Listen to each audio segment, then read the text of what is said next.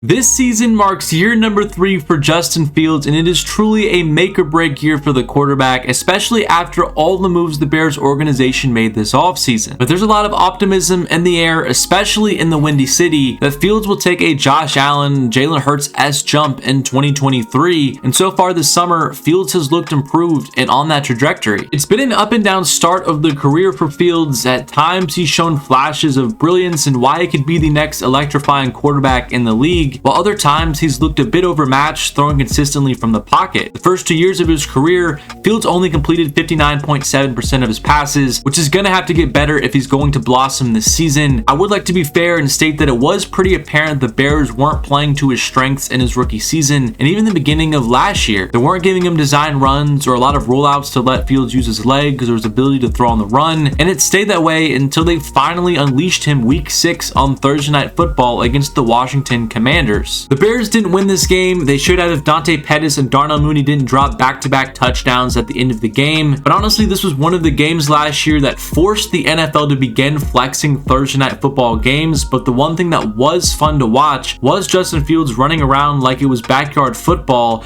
and seemingly playmaking on every single play for the Bears. He threw for 190 yards in the game and added 88 yards on the ground, which ended up jump-starting the new-look Bears offense for the rest of the season. The Bears coaching staff saw the vision that night and began just letting Fields do his thing, and he started to take off. He would end the season with 1,143 rush yards, the second most for a quarterback in NFL history. He would throw for 2,200 yards and 17 touchdowns, and that was enough for the Bears organization to believe that they had something special in Justin Fields. And if they build around him properly, he could be the team's first real franchise quarterback that they've ever had. But leading up to the draft, there was still a lot of debate and discussion on social media on what the Bears should do with the top pick. Should they trade Fields and draft Bryce Young? Should they take the best defender on the board, whether that was Will Anderson or Jalen Carter? Or should they trade back and get more assets to help this rebuild? The answer was always pretty simple to me. I made a video during the offseason about this whole debate, and I always firmly believe that getting more assets and building around Fields for at least another season or two was the right decision. And lo and behold, that's what the Bears did, but the return that they got for that pick was actually really impressive. Along with 2 first-round picks and 2 second-round picks, the Bears also got a star wide receiver in DJ Moore. In what I saw as a pretty weak wide receiver class in terms of the top talent we've seen in previous year's drafts, getting all of those premium picks and still being able to snag a top 15 to 20 wide receiver in the league, I thought was a brilliant job by Ryan Poles. And this move got the most hype and coverage just because of how big of a trade it was for both the Bears and the Panthers. But Chicago made multiple acquisitions on the offensive end during the offseason to finally put a competent supporting cast around Fields. They would bring in a new running back 1 in D'Onta Foreman to kind of help out that running back room with Khalil Herbert now as the backup. But now you have some power with Foreman and some speed with Herbert, and I think they complement each other very nicely, whereas last season I don't think Montgomery and Herbert necessarily complemented each other super well. On top of getting DJ Moore, who's going to be this team's wide receiver 1 now, Darnell Mooney is going to come back healthy. He missed much of the season last year due to some ankle problems. People forget how good Mooney was when he was healthy and how he performed in 2021. He had over 1,000 yards with Justin Fields throwing him a lot of those passes as a rookie. So we've seen what this duo can do, and even last year Mooney, when he was playing, was still really the only viable target on that Bears offense. Now you let him be the wide receiver 2 on one side, you put DJ Moore on the other, and that's a pretty good duo of wide receivers, and that's not even mentioning Chase Claypool, who the team also traded for last season. So now the Bears have some flexibility on the offensive end. They have 2 running backs that have different skill sets. They have 3 wide receivers. They can put Mooney in the slot. They can put Chase Claypool in the slot, and you have a true bona fide wide receiver 1 in DJ Moore, who is reliable and he is going to be productive. They also drafted 2 rookies in the draft that were listed as running back, but I think Tyler Scott is going to play some wide receiver for the Bears. He's a smaller receiver at 5'11", 185 pounds, but he ran a 4.4 at the NFL Combine, so he's another chess piece for that offense that they can use on jet sweeps, giving him some quick screens just to see what he can do with the ball in his hands. And then Roschon Johnson out of Texas, he was the guy that was playing behind Bijan Robinson, so he didn't get a ton of snaps week in and week out, but when he did get the ball, he was very effective for Texas, and he didn't really have a lot of usage, so he should have a lot of juice right away, and I think he can contribute to the Bears offense and their backfield as a rookie this year. So those are all the running backs and wide receivers that Justin Fields has at his disposal this year. I haven't even mentioned maybe their best red zone target and Cole Kmet, who really emerged last year for the team with 7 touchdowns. Every single year of his career, he's gotten better, and now he's in a pretty good situation where he doesn't have to be relied upon as the top target and just be a security blanket for Justin Fields in the red zone or on third down. I think he's going to carve out a role for himself in that type of situation. Poles also signed Robert Tonyan, the ex-Packer, to back up Cole Kmet. So yet another pretty good depth piece to help round out that positional unit. And the offensive line is also going to get 2 brand new starters. Nate Davis from the Tennessee Titans. He's been a solid starter in the league. They're going to plug him in now at right guard. And then their first round pick in the NFL draft was Darnell Wright out of Tennessee. He's going to help lock down the right side of that offensive line now. So I don't even think that the offensive line was terrible last year. Now you add in 2 new starters. You also add in the mobility of Justin Fields. And I think that offensive line is going to be above average next season. So you can see when I break down all the moves that the Bears and their front office did this offseason, how much different their offense is going to look this season. And that's a big reason for Justin Fields' hype this year. We've seen what he can do with weak weaponry and weak supporting cast. And now that he's in a lot better of a situation, people expect for him to take that sort of step that Jalen Hurts took when he got A.J. Brown and Devontae Smith,